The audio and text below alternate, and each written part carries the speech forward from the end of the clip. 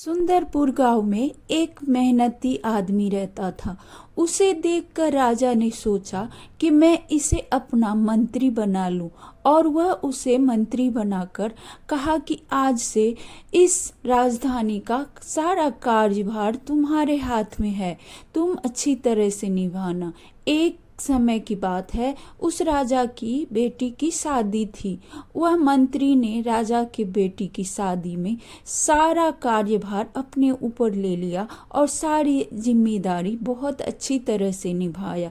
यह देखकर राजा बहुत खुश था।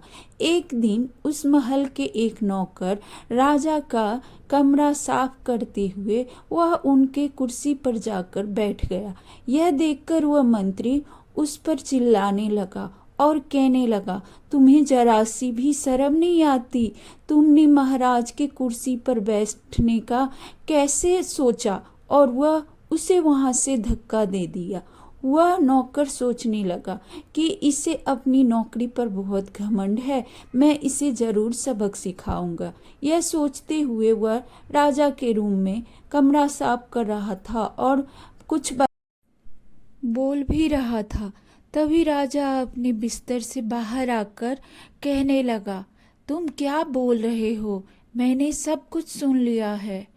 माए बाप, मुझे माफ कर दीजिए, मैंने तो वही बोला है जो मैंने सुना है। वो मंत्री अपनी महारानी की निंदा कर रहा था। दूसरे दिन राजा ने सोचा कि इसकी जांच होनी चाहिए।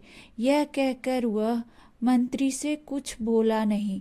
दूसरे दिन जब मंत्री वापस आया राजमहल की तरफ, तब उसने देखा कि दो सैनिक आकर उसका रास्ता रोक लिया। तभी वह नौकर कहने लगा, ओ मंत्री, आज से तुम्हारा इस महल में आना बंद हो गया। तभी उस मंत्री ने सोचा कि ओ, ये तो मुझसे बदला ले रहा है। यह सोचते हुए उस मंत्री ने उसे नौकर को अपने घर खाने पे बुलाया और उसे बहुत आदर सम्मान के साथ खाना खिलाया और कहने लगा, बेटे, मुझसे गलती हो गई जो मैंने उस दिन तेरा अपमान कर दिया।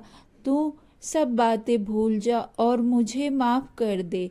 तभी वह नौकर ने कहा, अरे हाँ हाँ मंत्री जी, मैं तो कब का भूल गया। और वह फिर दूसरे दिन उसी राजा के रूम की सफाई करते हुए बोल रहा था, मैंने अच्छा सबक सिखाया उस मंत्री को और नौकरी से निकलवा दिया, मैंने झूठ बोलकर। यह सब राजा अपने कानों से सुन लिए और वहां आकर उस नौकर को बहुत डांटा। तभी वह नौकर कहने लगा, महाराज, मुझे माफ कर दीजिए। वह मंत्री ने मेरा अपमान किया था, इसीलिए मैंने उस पर झूठा आरोप लगाया। राजा ने उसे नौकरी से निकाल दिया। हम किसी और के लिए गड्ढा खोदते हैं तो खुद ही उस गड्ढे में जा गिरते हैं।